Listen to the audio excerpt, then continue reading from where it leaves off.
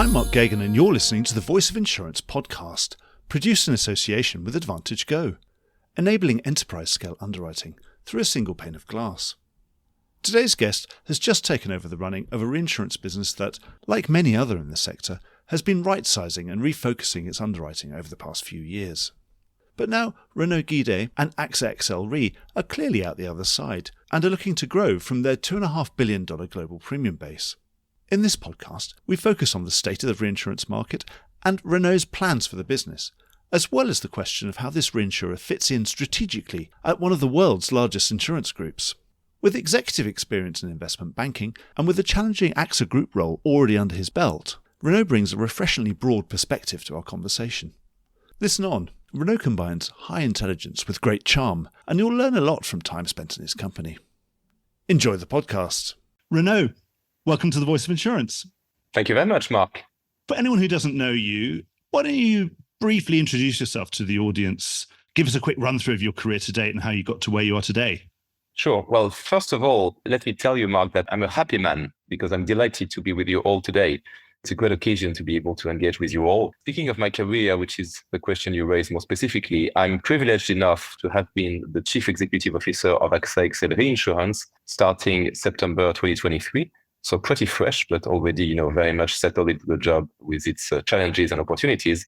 Prior to that, I used to serve as Chief Risk Officer for AXA Group, starting in September 2019. So as you can imagine, that was a pretty quiet period. No pandemic, no war, no inflation, no volatility in interest rates. And that's the whole group? Yeah, the whole group, the whole AXA Group, yeah. Yeah, so that's a small job, isn't it, Renaud? Indeed. Yeah. So lots of spare time, yeah. And ahead of that, I also had lots of spare time because I used to spend 8 years with Goldman Sachs, first in London and then in Paris, where I was one of the managing directors of the investment bank in France, serving as advisor to large corporates with approximately 150 billion transaction experience across all industries, think transportation, energy, infrastructure, media, luxury, IT services, you name it, but insurance and reinsurance, actually. So as life is a learning journey, I thought it would be good to enter the insurance industry in 2019. You sound like a very useful man to know. Well, I hope my company is enjoyable. You should ask my wife and my kids. Speaking of them, I'm a happy father of two boys and one girl, so you can see already the diversification DNA, which shows I was actually poised to work in insurance and reinsurance. Just like to add a personal commitment of mine, which is that I'm very engaged into supporting diversity and equal opportunities.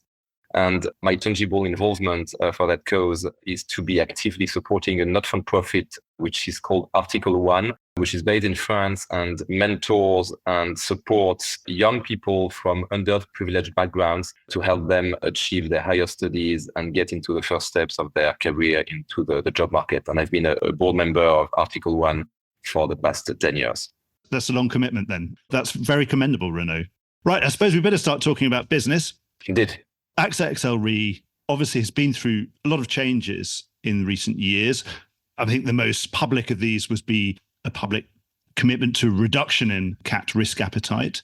Is it right to say that process is now finished? And then having completed all those changes, or remediations, or whatever you want to call them, what's your strategy now going forward? Yeah, very interesting you would pick up that topic, Mark. If we take a step back, I think that back a couple of years ago, some of our peers took drastic decisions to completely exit the property cat market. And they really, relinquished their capabilities to write any such business. We did not make a similar call. What we believe is that the cat market is a segment where basically I think we, like many other players, were probably overweight. And so the segment was overweight and was underpriced. I think reinsurers were not properly compensated for the risks they were taking in recognition, of the loss trend, which has been really moving at a very fast pace. So what we did is right-sizing that business, recalibrating its share in our portfolio. And to pick your question specifically, indeed, all of that effort is behind us. We are very happy with the business mix that we have now in our portfolio. I would like also to thank our clients for bearing with us and supporting us throughout that effort. And I have to say that we got a lot of understanding from all of our clients. We were pretty forceful in doing that. We did that transparently and upfront. And I think what is great when you do things transparently and upfront is that you do it in one go. It can be a bit painful, but then it's behind you. You've been able to turn the corner. It's done for good. And this is where we are now. We have a really solid and robust portfolio, which is now a platform for growth. So you've come down a difficult street and you've turned the corner. So what are you going to be doing? I mean, are you going to be going faster down this nice new road where you're happier, more balanced? Do you think, the vehicle you have is now in better condition? What we'll be doing is what our clients enable us to do. We are here to serve them and to really address their needs and put our capabilities to work for their benefit. And what we can see indeed is that there's a lot of demand from clients, which really meets the wide spectrum of our capabilities across all product lines. And the fact that we are a global reinsurance undertaking with specialties really across the full spectrum. If you think property, if you think casualty, if you think cyber, if you think specialty, we can really cover all of their needs. And so we are ready to grow where we can help them.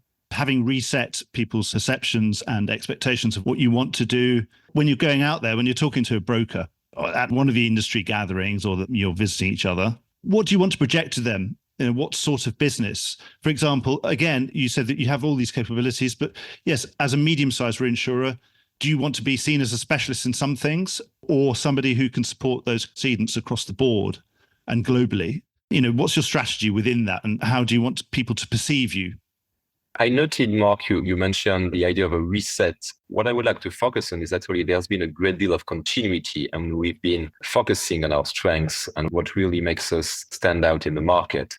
And I think that the quality and the intensity of the relationship that we have, being positioned as a trusted insurance partner with a large client base, the fact that we have a global footprint, that we have extremely capable and knowledgeable underwriters, the fact that we have a rock solid balance sheet. We have a credit rating which is in the AA category, and that's really, really standing out in the industry. And our clients do value that. And typically, these are the USPs that they are looking for when, as brokers or cedants, they look to us for business and for insurance coverage. So do you think, therefore, because you are global, you've got the balance sheet strength that you'd see in only very, very top tier insurers? Is that therefore your ambition to go on a path towards becoming top tier? What I like is that we should consider top tier as like, if I'm a cedant, if I'm a reinsurance buyer, if I'm the CEO of an insurance company, do I believe that in hard times, when I need resilience, when I need support, this business partner will be there for me? Yeah. And the answer with AXA XL Reinsurance is obviously yes, because we are solid, we are robust, we are true to our word, to our contract. We have a great quality of service. Our clients know that when comes claims payout time, we are very swift and we pay out graciously. And so that's part of our DNA. And we want reinsurance to act as a security. And we want to make sure that clients feel comfortable with that. And this is really what they are getting when they transact with us. We all know there are these 3 or 4 reinsurance names that any reinsurance committee would pretty much wade through unless they were worried about particularly large accumulations of exposure to them, but they would generally wade them through with an absolute green light. You want to be seen alongside those peers. Well, it's not only how we want to be seen, it's also, what we focus on every day and what we monitor. And actually, there's a very tangible metric to reflect what you were just mentioning, Mark, which is what we would call technically, the sign down, which is basically the gap between what you quoted for and the capacity that you ultimately get allocated. We are very happy to see that actually we have a very small sign downs, i.e., there's a very small discount when clients decide how to structure their programs and how to allocate capacity between different providers. They highly value our signature. That's very good to hear because, yes, I suppose we ought to talk about the market. The market's been transformed. How are you viewing it? Most of your peers are growing, and sometimes, obviously, we're just growing. Even if you're just maintaining yourself flat, you're still growing through rate. Are you targeting growth this year? Yeah, we are growing and not only targeting, but also achieving growth, very much so. Happy to support our clients in their own growth trajectory. And so we are growing, obviously keeping disciplined risk selection, which is the key to success and to long-term sustainability and solidity, but we are actively growing. The market has really calmed down compared to 1/1/23, obviously, which is the renewal before you arrived. This now 1/1/24 renewal has been a lot more orderly and that capacity has returned, particularly in some of the more remote layers on catastrophe. And yes, we were talking about signing down and overplacing of some of those more attractive remote layers, which obviously is something you've already mentioned. So generally within your planning, are you expecting to encounter a more competitive environment in 2024? Obviously, we've had what's looking like a very good year for profitability in general for reinsurers after the reinsurance reset of a year before. Some very high returns on equity, going to be retained earnings, and a certain amount of additional new capital coming in. Are you expecting overall slightly more competitive environment? Sorry to interrupt in mid-flow, but this is just a reminder that you could be advertising right here, right now, and getting your message directly into the ear of key decision makers in the insurance industry. And you'll be doing it while they're absolutely in listening mode. The podcast is the medium of the future, and so is audio advertising.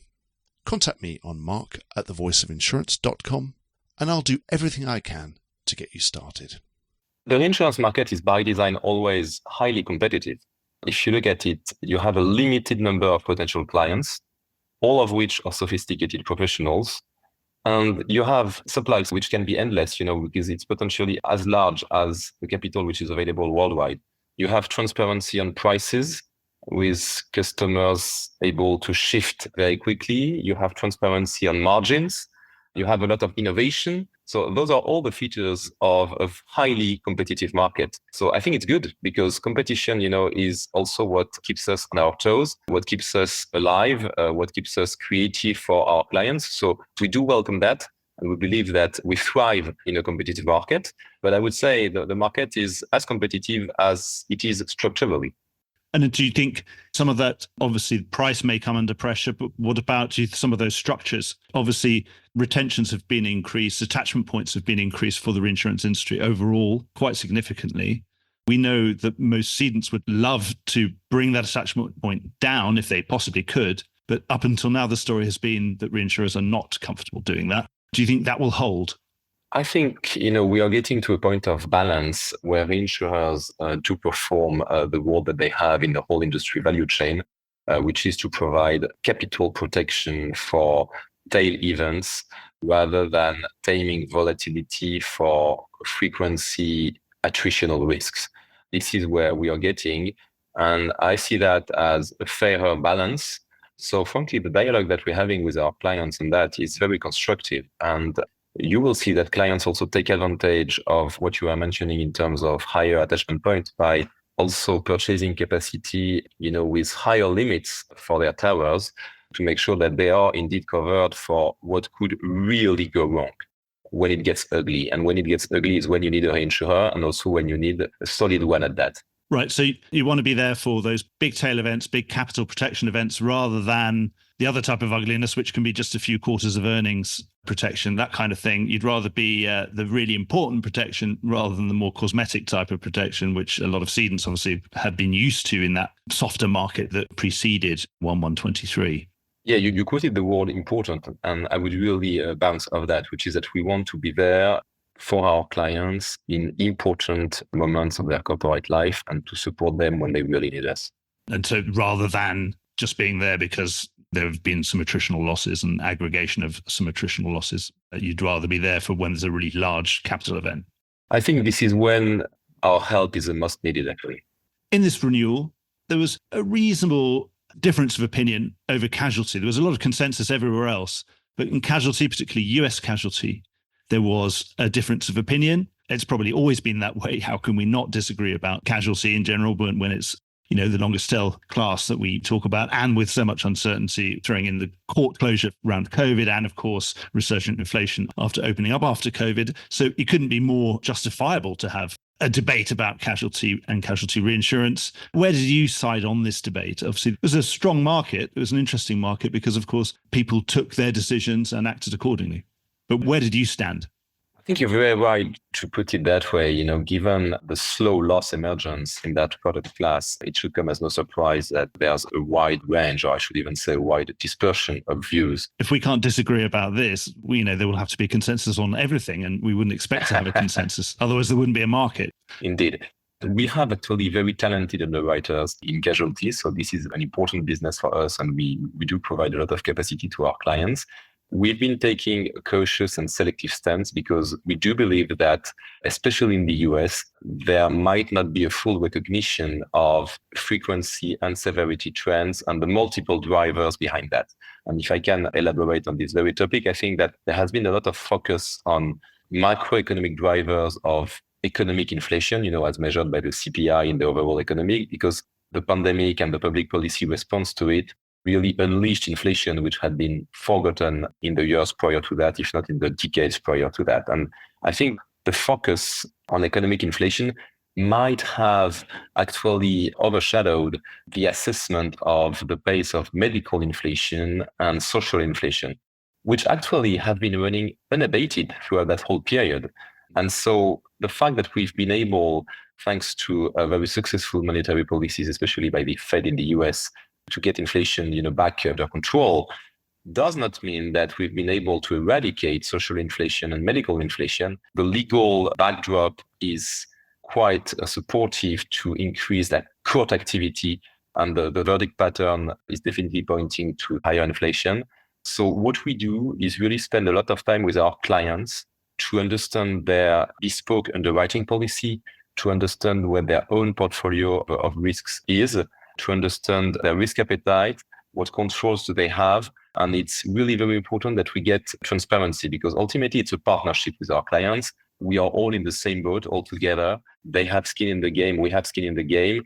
And our success can only come through our clients' success. So we want to make sure that we are fully aligned in terms of how we approach the market. And this is a condition to successfully write casualty business. So it sounds like you're in the more cautious camp, if that's my way of putting words in your mouth. I hope that sounds right, Renaud? I would say we are disciplined because, what we owe to our clients is really long-term resilience and solidity. And if we start doing reckless things, then, you need to adjust your reserves or whatever. So, what I can say is that we are very happy with our underwriting policy, precisely because we've been disciplined and selective. We are very happy with our reserves as they stand. And we believe that the level of comfort that we can have today really owes to that laser focus on not doing silly and reckless things. And it sounds like as you're out in the market seeking those partners, obviously long-term partners, casualty insurers buying reinsurance from you, it sounds like you want to find people with a similar mindset. If you're interviewing for these different cedents that you'd like to support, it sounds like you want to do business with ones that have a similar view to you, that are very focused, not aggressive. I would agree with you. You use the word mindset, and I would speak of a convergence of corporate cultures. What I really find is that reinsurance is much more than just a transaction. It's an alignment of values, of ways of working, and this is how the best relationships develop. Something else you mentioned earlier, actually, was cyber. Obviously, we know we have a fantastic demand picture in cyber, which is certainly bearing out with it still probably the fastest organically growing class of insurance in the world. And looking at all the projections, it seems that it's going to fulfill most of those projections. And in fact, to the extent that the only worry might have been that we would have run out of reinsurance capacity and ILS capacity to support that growth, that there wouldn't be enough capital available. But it seems that we're in an interesting moment of maturity. Would you agree with that assessment? For example, we've seen some ILS, we've seen a greater coalescence of the varying third-party modeling views. Do you think we're at a point of maturity now for the cyber class, in that classes of insurance tend to develop? They have insurance and then they have proportional reinsurance supporting them. And then we can move to excess of loss structures and ILS and other more complicated things when we have a more comfortable idea of exactly where the risk is. Do you think we're getting to that sort of stage now? It's definitely maturing. I'm not sure it has reached yet the stage of maturity, but it's maturing and doing so at a fast pace. But I think cyber is a good example of what our industry is about. It's about harnessing innovation, and it's about the alignment of interest between insurers and reinsurers.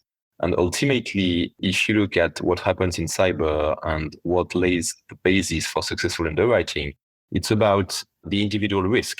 It's about the wordings, the terms and conditions, the risk selection. And so I think that even more than the tango, if you allow me that word, between reinsurers and insurers, it's really about the relationship between insurers as primary carriers and the ultimate policyholder. So to me, it's actually not a zero-sum game between insurers and reinsurers. It's about all of us in the value chain of the industry serving the ultimate policyholder. As AXA XL Re, are you more comfortable now in terms of, obviously, we've spoken earlier about you wanting to play that classic reinsurer role of capital protection. Are you more sure now, given the work and the research that's been done into the systemic big event risk that we all know is in cyber, but of course we can all debate hugely about how big it is, that exposure. Are you happier now with where, in the way that we can all be much happier about what we think a Cat 5 landfall in Miami is worth, because we spent the last 30 years spending a lot of money and time analyzing the science of how that works and having a lot of experience. Do you think we're getting there with cyber in terms of something that can make you much more comfortable? Obviously, there's always going to be statistical variance around how comfortable you feel and how adequate you feel you're being remunerated for removing of that volatility and that very large potential capital event. Are you more comfortable? If I get your question right, Mark, it's really about the modeling and the assessment of the potential loss distribution. Particularly about modeling, because obviously it's something that we've only been trying to do this for, say, less than a decade, whereas compared to, hurricane modeling, perhaps over 30 years already. So for sure, in cyber, we have less hindsight on the loss history than on natural events. I think what is very important is that we can get data transparency so that we can build, for the benefit of the broader economy and society, a record of incidents. And I could say that in that respect, the rules recently enacted by the ACC are helpful because there will be more transparency, more visibility into what happened. And then we can indeed better assess what is the loss distribution profile of that specific product class. So I think we will get there, and we are getting more comfortable with our ability to assess what can happen. But you're happy to be offering your capacity in that marketplace as it stands? We're happy to support our clients, provided we are comfortable with their approach to underwriting and the controls and the risk management framework that they have in place. We're always talking about technology in our business, but I think it seems to become much more relevant. I'm sitting in London. Of course, the London market is continually renewing its processes, but it seems to be this year it will be taking a step to be a much more digital market than it has been before. There's been a lot of investment, and obviously we've had the insurtech phenomenon of the last decade. What do you think the effects of this are going to be in the medium and then the long term when we have a fully digital value chain for the first time? What do you think is going to happen? I think you're right to mention that cyber is not only a risk, but it's also a technological opportunity. And I think we are on the cusp of a great transformation. Do I believe that our whole industry will become fully automated and underwriterless? Certainly not. I do believe that there will always be room for human connectivity and human judgment. Relationships do matter, and they cannot be fully captured by models. So you need to strike the right balance and to make sure that technological progress comes as a support and not a substitution to our knowledge, our insight, and the judgment provided by our decades of experience underwriting. And, I'm a business guy at heart, and I told you about my experience prior to joining the AXA Group. I have really focused since I joined AXA XL Re on us turning into even more of a client-centric organization. We put the client at the heart of everything we do. And that starts with human relationship and understanding our client's strategy and how we can actually help them deliver on what are their objectives, what they have committed to vis-a-vis public investors when they are listed. And to do all of that, frankly, you cannot rely solely on machines or AI or automation. You need a human touch. So you can't take an AI out for lunch, can you? Not really. I mean, they don't eat anything or they don't have a good conversation. Yeah, not that I know. No. And also, what do you think about, obviously, yes, particularly as you've been so connected to capital markets and other totally different vertical sectors of industry around the world through your previous role, when we digitize the actual value chain of insurance, we bring that ability to go straight from an insured through an insurer and perhaps a reinsurer straight to a capital market without any friction, without having to keep removing 10% commission from some broker at every stage. What do you think that will do? Obviously, what happened with the big bang in share markets or in bond markets had a profound effect and things changed. Things got much quicker. You have flash crashes and you have all these things that we certainly don't have in insurance. Do you think just because we could become faster in insurance with zero friction, I would say I don't think that will actually change insurance that much because, as you said before, it won't change those relationships and it won't change the reason why you buy insurance. Even though perhaps you could become a day trader in catastrophe risk if you wanted to, would you really want to? Whereas you can trade stocks and shares all day with algorithms and things. Do you think that would ever happen in insurance, particularly given your previous investment banking experience?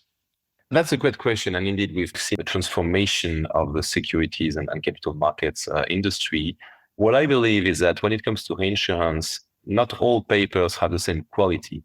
So you couldn't, allocate your capacity blindly or just hand it off to a machine telling you ultimately, oh yeah, this is your program, and I have actually allocated it to exotic jurisdictions, but that's fine. No, actually that would not be fine because you know that when trouble comes, some commitments could not be fulfilled. So I think that there's so much differentiation despite sort of an optical and shallow appearance of sameness. There's so much differentiation between actually the robustness that reinsurers can provide that you can't really move full blown to something which would be automated and formulaic. That being said, I would tend to agree that there's probably progress to be made from the starting point where we are at now in terms of transparency of the price discovery and efficiency of the capacity allocation. And do you think this ILS world will become quicker, that we'll be able to access capital much faster? Also, what about in the world where things can fly around at the speed of electricity? For example, we won't bother with 12-month contracts. Might they become a historical relic? It's funny you would raise that today because earlier this week, I was reconvening with the whole leadership team of AXA Reinsurance, and it's a topic that I threw into the debate. I think the industry has standards, and many of our clients also run their risk appetite with yearly reporting requirements. And they want, that yearly renewal window to be able to have an opportunity to tweak the structure of the program, to benefit pricing wise from the improvements in their risk management from one year onto another. Yet, introducing more volatility into the coverage and the placement on an intra-year basis, I'm not sure actually that this is something that our clients aspire to. And actually, this is the feedback I got from my team, which is great idea from a brainstorming standpoint, Renaud, and thanks for kicking the tires. But actually, no client ever asked us about it. And I suppose even if everything was constant, continuous contracts, you'd still want to diarize some point at which you have a proper look at them again. So you might as well do that annually anyway. Indeed. You need a touch point. And I think, the yearly cadence, I think probably works well for most players in the industry. Yeah, I suppose it's not broken, so we don't need to fix it.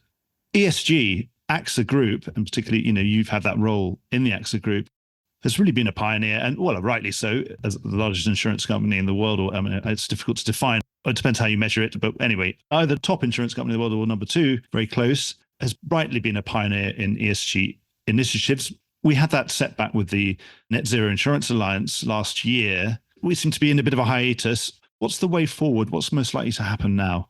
We want to make sure that we create the conditions of sustainability and the world being livable and insurable and reinsurable going forward. And I think, that's the foundation for that engagement, which is basically almost a fiduciary duty from a risk management standpoint. If you're serious about value creation and about the robustness of your balance sheet, you have to care about climate change. So this is why AXA back in 2021 founded the Net Zero Insurance Alliance together with 7 other large insurers and reinsurers. And I was privileged enough to be the first chairman of the Net Zero Insurance Alliance. And I recall, that back then, immediately I said, well, listen, guys, this is a very noble cause, but we need to do it really in a bulletproof fashion from a legal standpoint. So the first ever workshop that I set up within the NZIA was actually one on legal matters and especially antitrust.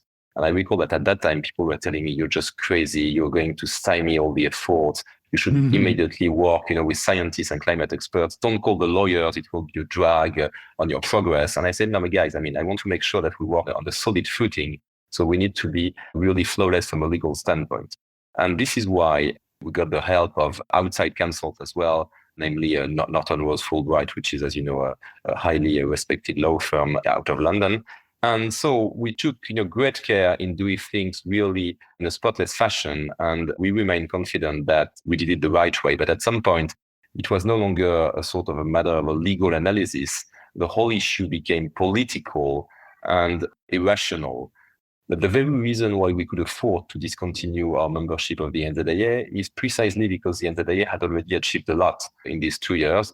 And I think you mentioned earlier a setback, Mark. I mean, maybe a setback in terms of perception and optics, but really not in terms of substance, because what we managed to do, from a scientific standpoint, to come up with the first ever standard of measurement of carbon emissions associated with insurance and reinsurance, which is a tool which is open source, available for each and every undertaking to use, and which is now actually used on a widespread basis globally by many players, including some of these which wanted to apply to the NZIA but had not formally joined the alliance yet. And so I think, that leaves a legacy in terms of ability to really continue to carry the fight against climate change, because what gets measured gets done. So by improving the way we can measure it, we'll improve actually in terms of impact of our action. Right. So there's a lot more to come on this, but then a lot of progress has already been made. And so we're just going to have to keep watching this space. I think it's one of these topics that is never going to be away from us, particularly for the next 25 years. So we'll doubtless be able to talk about this at some point in the future. Reinsurance as part of large global insurance groups has always been a question. Sometimes reinsurers being part of large global insurance groups has always been a bit of a phenomenon, or perhaps that have their own super cycles. That when I started in the industry in the early 90s, every insurance company had a reinsurance arm. Probably every top 10 insurance company was a top 10 reinsurer as well. In the last 30 years, that's probably the cycle has gone the other way in general, to say that insurers wanted to concentrate on being insurers and not owning reinsurers, partly because they don't want the volatility that comes with that. So what's your view in terms of, you're part of this global business, that either the largest or the second largest insurance group in the world? Is being a reinsurer as part of that group, is that wholly compatible with being part of a global insurance conglomerate or not? Since you've been taking a historical perspective, drawing on from your own experience, Mark. Yeah, things come, companies used to be all conglomerates. That in the 60s, that was the fashion. And then they started to divest themselves and become specialists in one vertical or another. These are very long trends. Yeah, you told me you started your career in the 90s and now you're referring to the 60s. So I don't know where we will go back to, Mark, but we learned probably interesting things about your long tenure in the industry. But if you look actually at the roots of AXA Group, and AXA was founded in the 80s, which I will take is before you started in the industry. Yes, it is. I was at school.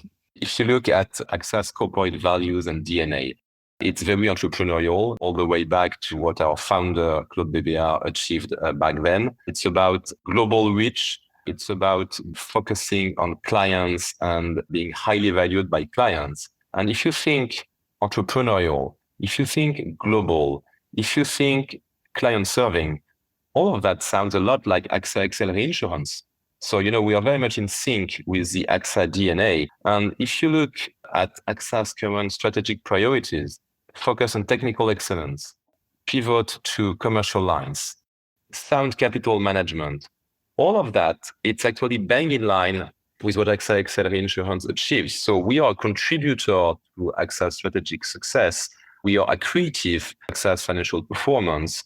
And I would say we are almost the poster child of these strategic priorities. So it's very much consistent and actively delivering for the benefit of the broader group. And if I just take the words of our group CEO, Thomas Buberl, commenting on our latest public results release, which was back at the half year 2023, what Thomas said at the time, is AXA XL is performing well and the model is working, and we want to selectively grow the franchise again. So all of that, is really a forward-leaning perspective for us. And we are happy to be an active and accretive citizen within the AXA Group.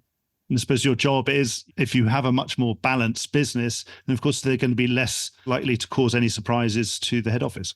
Yeah, but sometimes, if you endeavor not to deliver bad surprises and sometimes deliver good surprises, I can tell you, you're having a good time as a CEO. Yes, I wish you every luck with that. One last thing, we're always talking about talent in this industry, and it seems to be always in very short supply. No CEO has ever said there's too much of it. What's your pitch when you're out? It's almost part of this brand identity you're creating as a business. What's that pitch to somebody that you really want to hire? What's your story that you tell them? First, let me tell you, Mark, that I'm very happy with the talent I found within the organization, which I'm now in charge of. I spent a lot of time on the ground with the teams, and I mean, super engaged, super knowledgeable, great team spirit. So I really wouldn't trade our franchise for any other when it comes to talent. We have an amazing team. When it comes to external talent, I mean, I'm fortunate enough to indeed receive a lot of cold outreach and CVs, sent to us, people volunteering and raising their hand and saying, oh, you know what, I spotted what you're doing. I would like to be part of the journey. What can I do? And so we had a lot of people asking to be interviewed and even applying, when there's no specific job offer on display.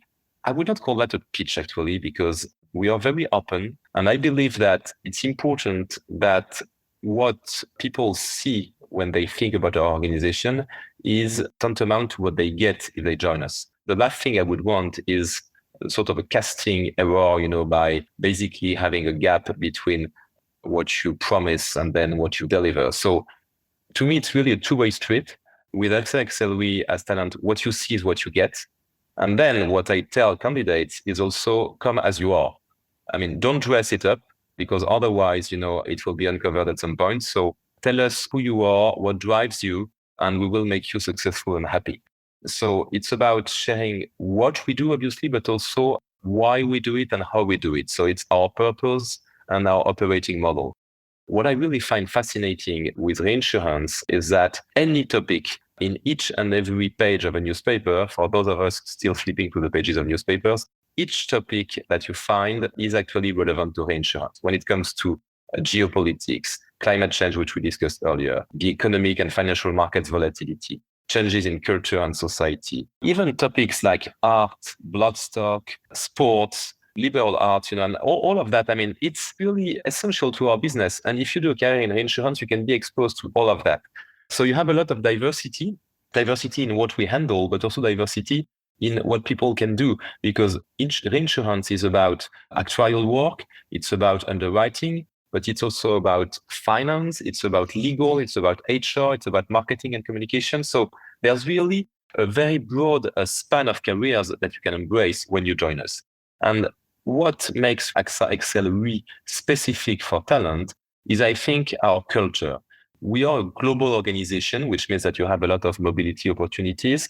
But what we do is really that we make sure that the talent joining us is exposed to change and is empowered to take responsibilities. We do believe that you learn by doing, and it's by being exposed through osmosis with more senior people to live situations, by being able gradually to take risks on your own, that you will hone your skills and become a more seasoned reinsurance team members. And I would add something which I really think is a defining feature, which is that with our size at AXA XL, we are a sweet spot for talent, because we are large enough, I mean, the magnitude and also the quality of our balance sheet to serve the largest clients worldwide and be on the most significant programs. But we also are nimble enough to operate as a family and for young talent to have easy access to the upper ranks within the organization. I'm just out of a week in Zurich, where I spent a lot of time with our team on the ground. Whatever the level in the organization, I can tell you, I know people personally. So if they have an idea to share, if they have an aspiration for their career, it's not as if, they would have to send an email to whichever private office it would be channeled, filter, and then bureaucratic fashion, they would get a feedback after 3 months saying that, oh, thanks, but no thanks. Actually, it's much easier. I'm really approachable. Maybe part of that is also my style as a CEO. But overall, as an organization, ideas can move quickly. We are very connected. And I think that does really make a difference in terms of the intensity and the pace of learning that you can get. That sounds really good. And of course, you can grow because, if you're smaller, you can grow quicker as well. And so you could be more exciting in that sense. I really enjoy your point about, everything you read in the newspaper could become something to do with reinsurance. And that's what I always impress on any young reporter who, when they come for a job interview at an insurance magazine, they might think, oh God, insurance is going to be really boring. Reinsurance is going to be really boring. And part of my job as the person trying to hire them, I always thought, well, I'm competing with, maybe they want to work in a national newspaper or something else. I want to tell them how exciting it is, how that practically everything on the evening news could be something they could be writing about the next morning. And so I very much agree with you on that, because yes, certainly I've had over 30 years doing insurance and reinsurance and then writing about it. And I haven't really ever got bored. So Renaud, it hasn't been boring talking to you. It's been really interesting. And you were talking about being happy. You sound happy, which is good. And I hope you stay happy for the rest of the year. And until we talk again at some point in the future, thank you so much. I look forward to it. It's been a pleasure to be with you, Mark. Thank you for having me. And thanks all for listening. I wish you all a very successful 2024. Well, I hope you enjoyed today's episode. If you did, don't forget to subscribe or leave a like or a review or recommendation on whatever podcast platform you used to access this program. These really help get the word out. Before we go, just a quick reminder that advertising slots are available here and in other places in the Voice of Insurance podcasts. Podcasting is the fastest growing medium and attracts a high quality audience of key decision makers. It's also an intimate medium where you, the listener, are right in the room with me and the interview subjects. Needless to say, that means it's a great way of getting your message out directly to an audience because you know you've got their full attention. It's also very cost effective. So get in touch with Mark at thevoiceofinsurance.com to find out how you could be speaking directly to the industry. The Voice of Insurance podcast is produced in association with Advantage Go, enabling enterprise scale underwriting through a single pane of glass. Voice of Insurance is produced by me, Mark Gagan. Music was written by Anna Gagan and produced by Carlos Gagan. Check out more podcasts and written comment pieces at www.thevoiceofinsurance.com.